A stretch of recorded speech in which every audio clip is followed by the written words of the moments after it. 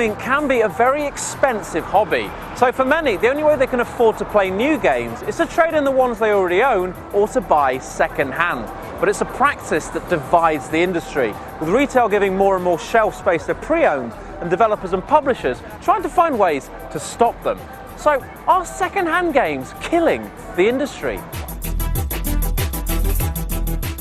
The used market in gaming is thriving. What used to be the preserve of the independent and specialist retailers is now a major push for big high street chains and supermarkets. But is that at the expense of the health of the games industry?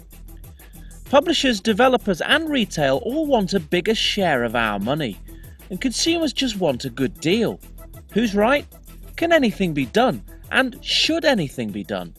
Second-hand games, in terms of have they damaged the industry? If you're a consumer, I would argue not. If you're a retailer, I would argue not, and retailers are part of the industry.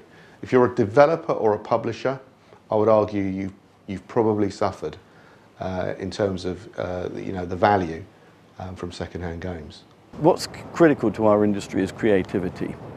If you lose creativity, the industry will stagnate, and you could say go away, because they'll go off to, there's always something else to occupy their time. So you cannot give up on the creative process, and if the creators are not compensated because their work isn't being valued in some way, shape or form, they will find new avenues, and that can't be in anyone's interest. Something like pre-owned, where the industry sees none of those sales, is essentially the same as pirating a game. That's the problem, from the point of view of the development community and the publishing community. And so something's got to change. Retail, unsurprisingly, sees it rather differently. I don't think they have a case at all. I mean, no other industry works like that. Clothing industry, second-hand clothes, second-hand records, second-hand phones don't work like that. What's special about games? Publishers have sold the game new, they've set their price, and once it's out there and somebody owns it, it's up to the consumer who owns it to do what they want with it. It's their product. When somebody buys a new game, they're also in their mind thinking about when they finish that game that it's got a resale value. CeX deals exclusively in second-hand, and games have been a core part of the business since it launched. But the decision of major chains like HMV to enter the pre-owned market has raised the stakes. It's nothing new to the market, so how come now everyone's looking at second-hand as an excuse why the market seems to be struggling? You've got Xbox 360 and PS3 consoles, which have been in the market for 3, 4, 5 years now. So there's not that new technology came in to grow the market yet again.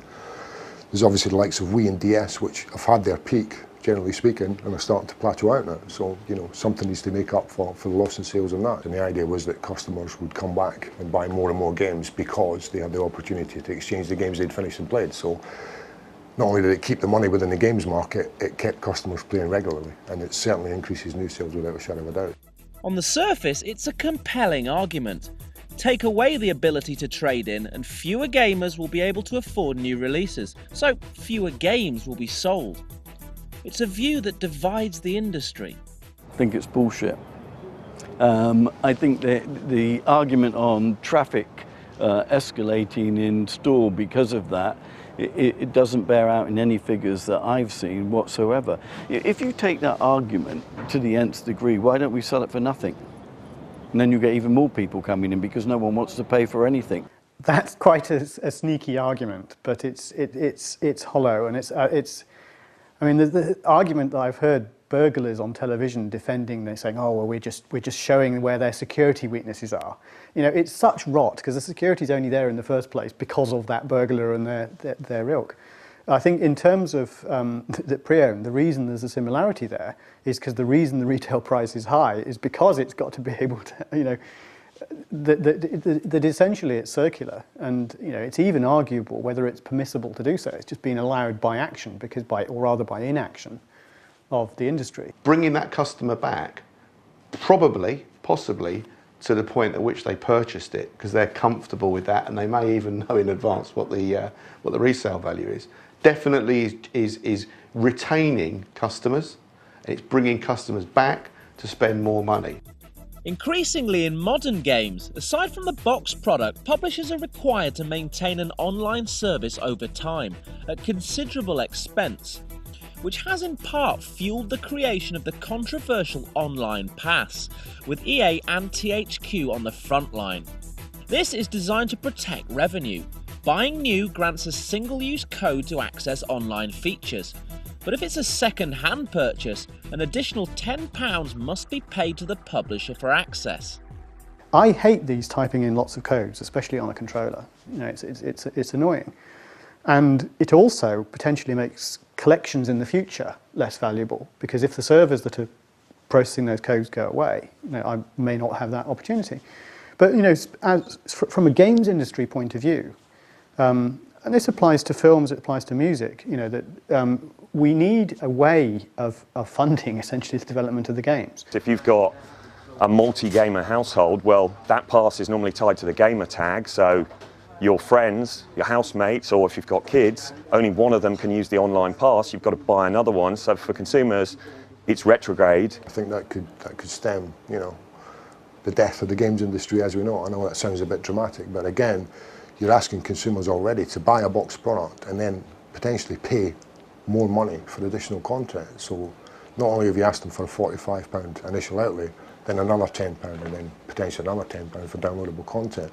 And by doing that and then obviously removing that from the trade-in aspect, the value of the game then becomes less and less. If you're asking what I'd like to happen, I'd like to have everyone gets it for free and the games don't get pre-owned. The problem is being caused by pre-owned. We approached both EA and THQ for an interview for this feature, but EA declined and THQ said that no one was available to talk to us. Those are then, broadly, the industry's arguments. So what do gamers think? We spoke to 3 consumers with different buying habits. I tend to buy about 1 a month, possibly 2, depending on price again. I mean, for example, the other day I finally got Assassin's Creed for the PS3.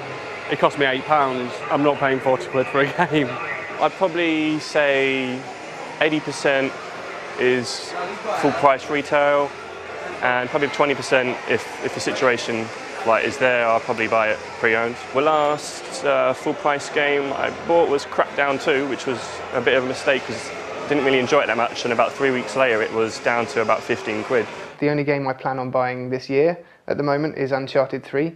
Otherwise I tend to rent. I feel that you just get so much better value for money, and my personal habits as a gamer are such that I tend to play a game through to the finish and then put it up on a shelf and it goes dusty. Why put it up on the shelf and let it go dusty? Why not just send it back, never worry about it again? Have the same experience for £4 as you might do for 40.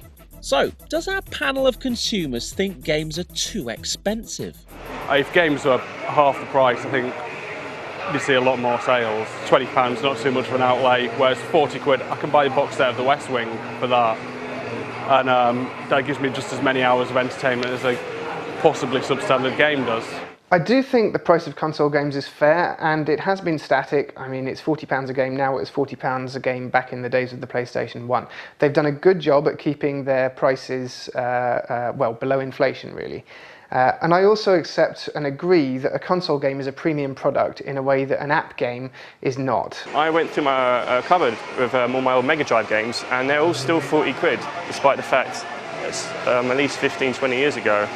And it's quite impressive that games, despite the fact that budgets have gone up in terms of development cost and publishing cost, distribution, that game prices have stayed the same mostly. If you go back to the days of Nintendo 64 cartridge, when we claimed that £40 or £50 is too high, we were selling Mortal Kombat at £79 on a SNES cartridge, and there was no shortage of volume. If the content is good, and if the product is commercial, the consumer will pay for it. Irrespective of RRP, the trade in second-hand games should always save the consumer money. A separate issue is whether they are getting a good deal from retail. A recent Which survey of the market found a huge disparity in the amount of cash being offered to customers and the resale price. The sensible advice, as always, is to shop around. But with stores stacking more and more pre-owned games alongside new releases, this is fueling the standoff between retail and publishers.